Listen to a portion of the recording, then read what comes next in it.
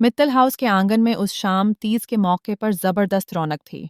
रंग बिरंगी झालरें, फूलों की महक और औरतों की कलाई में छनकते कंगन। हर तरफ त्योहार का माहौल था, पर इस शोर शराबे के बीच कहीं न कहीं एक खामोशी छुपी थी। वो खामोशी थी राध्या के दिल की। सुबह से उसने एक बूंद पानी तक नहीं छुआ था। महादेव के नाम का व्रत रखा था, अपने पति प्रथम की लंबी उम्र के लिए।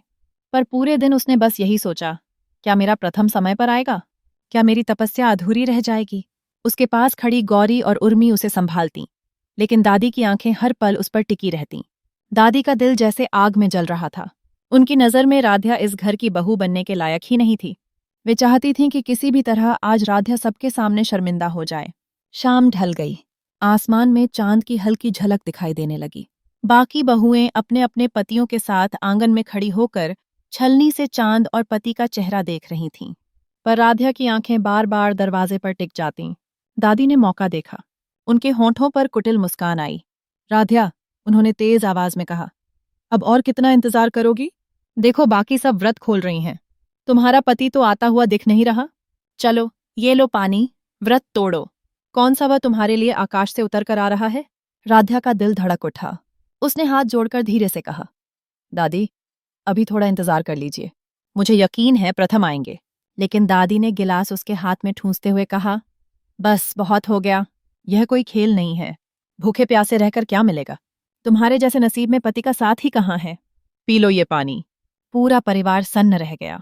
सब जानते थे दादी राध्या को क्यों नीचा दिखाना चाहती हैं, लेकिन कोई खुलकर विरोध करने की हिम्मत नहीं कर पा रहा था। राध्या की आंखों में आंसू भर आए। वह अंदर ही अंदर महाकाल से प्रार्थना करने लगी, भोलेनाथ, अगर मेरी श्रद्धा सच्ची है, अगर मेरी तपस्या आपके दरबार में स्वीकार है, तो कृपा कीजिए। मेरे प्रथम को मेरे पास भेज दीजिए। मेरा व्रत अधूरा मत रहने दीजिए।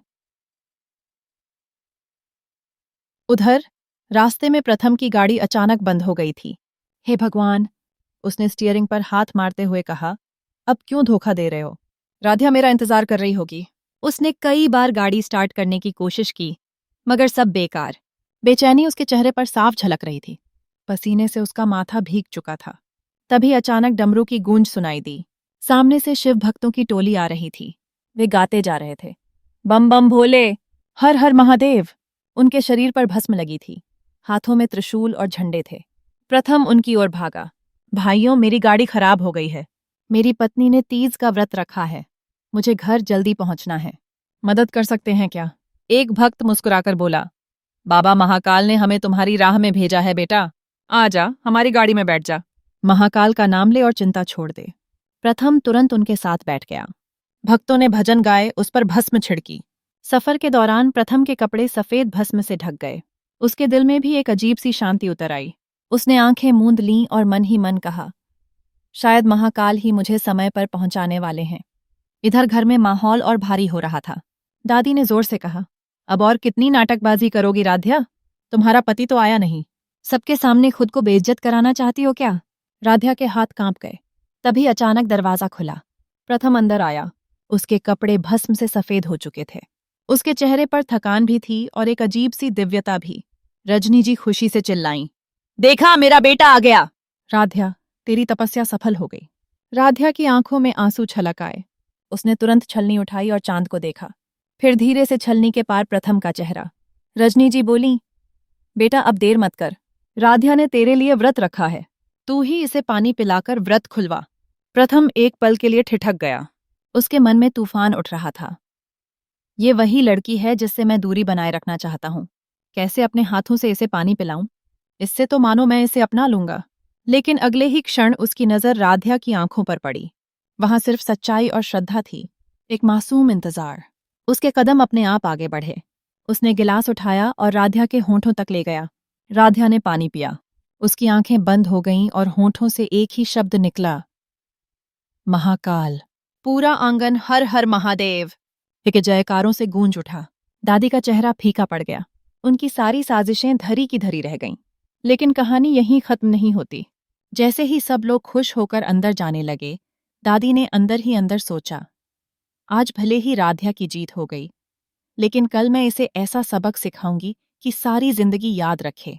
उधर निहारिका भी कमरे से यह सब देख रही थी। उसके होठों पर कड़वी मुस्कान आई।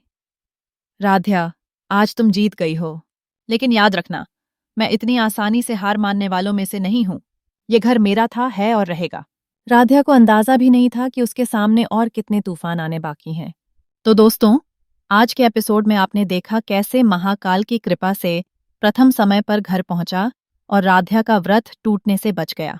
लेकिन क्या दादी और निहारिका की नई साजिशें राध्या को चैन से जीने देंगी?